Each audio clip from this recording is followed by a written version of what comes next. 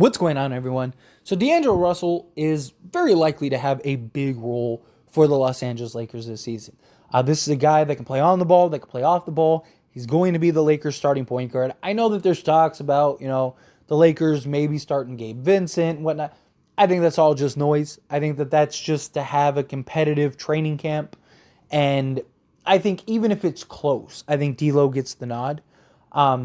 D'Lo is a guy that he just shot 42% from three, 50% from the field. He had his kind of controversial topic with Patrick Beverley on the Patrick Beverley podcast and whatnot. But I don't think he said anything that was that out of pocket. I mean, he did have arguably the best shooting season of his career. He was phenomenal for the Lakers in that department. I understand he completely disappeared in that Denver series, but so did pretty much everybody else. And we didn't even get to that Denver series if it wasn't for D'Lo. D'Lo will have a full season under his belt, will now have a full training camp, a full off season, and will be a guy that can really make an impact and take over games down the stretch, close out games down the stretch, have big quarters, big moments, can make plays. Being a point guard, it's good to have an understanding of your team and having that chemistry more than any other position on a roster, right? Because the point guard's the one that's setting everything up. Right? Where does this guy like the ball? Where's his shooting pocket? Does he like it on the left side? Does he like it on the right side? On this play, is my guy gonna pop out here? Is he gonna cut here? Is he gonna be over here? Like, where is everybody gonna be on the court? Right? Understanding the playbook, all of those things. But like when you don't even have 10 games fully with your roster, and now you have to go out there and basically play point guard. It's tough. It's difficult. And I thought he did a phenomenal job, right? Did he have his moments? Sure. Everybody did. But I think for the most part, being on the fly, he had some success. But there are questions of, is he going to end up getting traded? There's a lot of talks about him getting traded. There were even reports that the Lakers signed him solely just so that they could trade him. And they convinced him to waive his no trade clause. And now it looks like D'Lo could very well be on the chopping block. And it's going to be interesting to see how the Lakers make this work. Right? Because, I mean, even if D'Lo is great, right? Like, let's say he has himself quite the season and he is phenomenal and whatnot. Do you try to trade him? Because his value's high, and you look at it that way and you go, okay, like, hey, let's get off of him now because he's probably opting out because he's going to want more money because he had such a good year and whatnot? Or do you look at it as like, no, like, let's keep the cohesiveness. Let's stretch down this road. Let's go try to win an NBA championship. Look, if D'Lo ends up leaving and we win a championship, hey, it was worth it, right? We still got, LeBron probably re-signs, got Gabe Vincent for the next 2 years after this year. You got Austin Reaves. The Lakers really want to kind of have Austin Reaves evolve and mold into that point guard role. It's going to be interesting, right? And also with Gabe Vincent kind of in the background, it's going to be interesting to see the role that he plays. Because you can make an argument Gabe Vincent is the better fit next to LeBron James solely on just the history of LeBron with Gabe Vincent type point guards. Think of like George Hill, Deladova. You had Norris Cole, Mario Chalmers, like those like defensive, can shoot the three ball, not really great point guards. They don't have like great court vision or anything like that, but they're really good kind of 3-and-D style guards because LeBron's going to have the ball in his hands 90% of the time and is going to basically be your pseudo point guard. Thing is that LeBron doesn't want to be that. And we saw LeBron kind of take a step back. We saw LeBron kind of defer more this year than we've seen in a very long time. I mean, there were even commentators in the playoffs that were like, dude, when it was the last time you saw LeBron actually play within the scope of the offense and play within the offensive sets and give up the ball immediately, right? Like, that was pretty interesting to see him deferring to Austin Reaves down the stretch, stuff like that. And so Gabe Vincent, do you kind of run him with LeBron? Like when LeBron's on the outside of the starters, right? So you have like the first 5 minutes with the starters or whatever. But then outside of that, do you just kind of have Gabe Vincent next to LeBron James and kind of run those if LeBron has the ball in his hands? But, again, LeBron doesn't really want that. So at that point, Gabe Vincent do you really want him having to handle big playmaking duties and stuff? Because he's not great at that, right? Even with Miami, that wasn't really his skill set. But if you basically have him in the point guard position just for the sake of position, right? And you have him next to like an Austin Reaves or a D'Lo, to where they are, they're the kind of the playmakers. So they're basically the point guards on offense, and Vincent is the point guard on defense. Because Gabe Vincent does have the ability to shoot the three ball, right? He is a guy that shoots 38% from three, right? He did it last year. He actually had a really rough year. But when he got to the playoffs, he was right back to that. And you got to imagine that he's going to be on a roster now that has better playmakers and better just facilitators and just better attention drawers. So the Lakers should be able to get him better open looks and better spot up looks, which he was 40, even with as poorly as he shot last year, he was still 40% in those type of shots. So, but even if the Lakers plan on having Gabe Vincent, unless they trade D'Lo, I do kind of question how much does Gabe Vincent actually play, right? Now, on paper, you look at it and you go, okay, you got D'Lo, Reeves, let's just say Vando, LeBron, and AD. Cool, makes sense. And then your bench is Gabe Vincent, Max Christie, Rui Hachimura, Taurean Prince, and Jackson Hayes, right? Cool.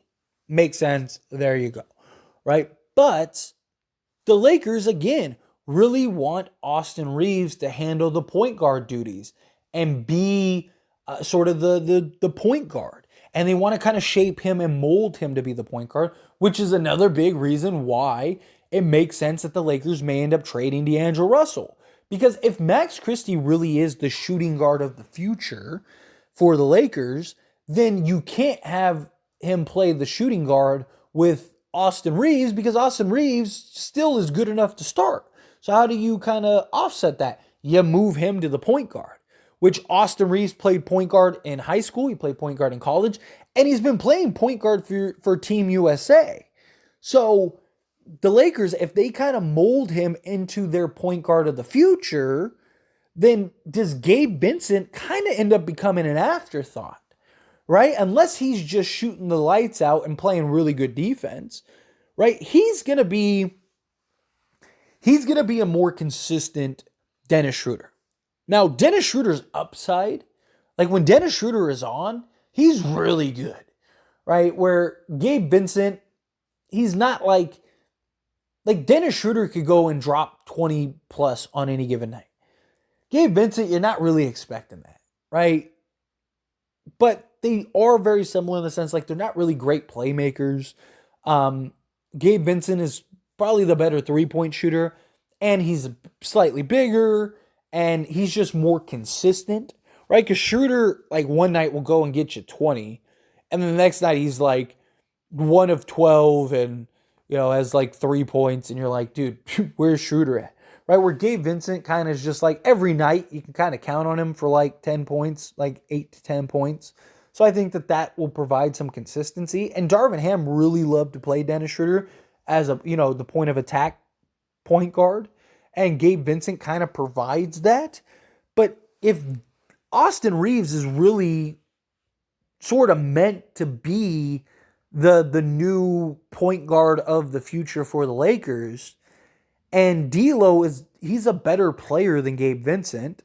So do you kind of, like I mentioned earlier, do you have Austin Reaves play the point on offense and Vincent the point guard on defense and kind of go that route?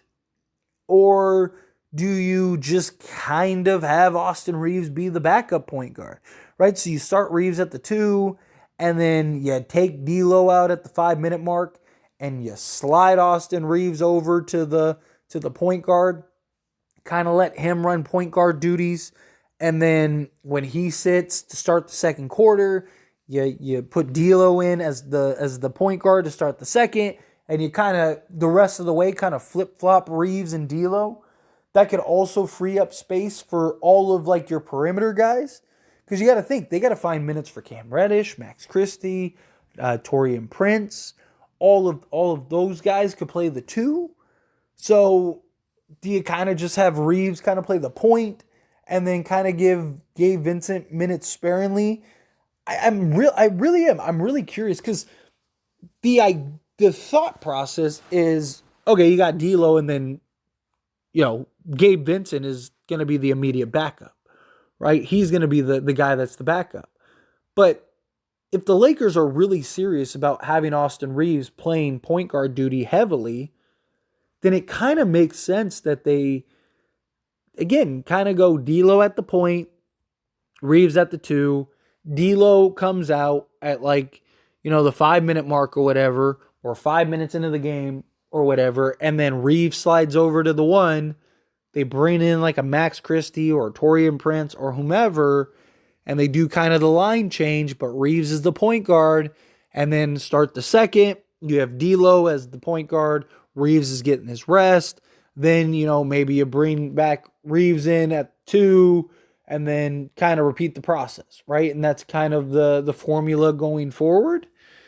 Or do they kind of just, are they limited in giving Reeves point guard minutes, right? Do they just kind of give him like, hey, 5 minutes a game we're going to give you, we want you to be the point guard, right? Like we're going to have you play point.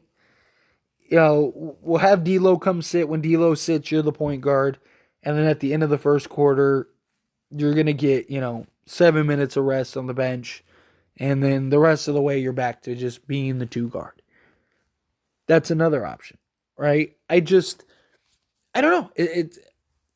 Could they, there's several ways that they could do that, right? The beauty of it, though, is that Reeves and his ability to play both guard positions, and then also Gabe Vincent and D'Lo both being able to play both guard positions, I think really helps, right? Because Gabe Vincent is the smallest player on the Lakers roster, and he's like 6'3". So, his ability to play the two if need be, again, on sort of like the offensive side, right? To where you could have Vincent and Reeves as your point and shooting guard, but on offense, Reeves is handling the point guard duties. Gabe Vincent is kind of playing off the ball. That I think could work, and that could be an approach. And then same thing with D'Lo. D'Lo is really good off the ball for the Lakers. So do you kind of just like have Reeves, or you could even have like Reeves and D'Lo kind of interchange, right? Like one possession, like whoever has the ball, like that's who's initiating everything, right? So if like Reeves gets a rebound, don't pass it up and give it to D'Lo to run the set. You just go run the set, right? And then if if a guy makes a shot and the inbounds comes in and they just inbound the ball to Reeves, well then you initiate the offense, right? You kind of have that push and pull. That's definitely another approach. I don't know. I'm curious to see how they're going to approach it. I really am. See how they go about like handling Reeves at the point guard. But anyway, as always, this is a discussion, so I pass the question to you. Let me know your thoughts and opinions down in the comments below. How do you feel? What do you think? What do you think the answer is? What do you think that they end up doing? However you feel, whatever your thoughts are, I'd love to hear it. So let me know.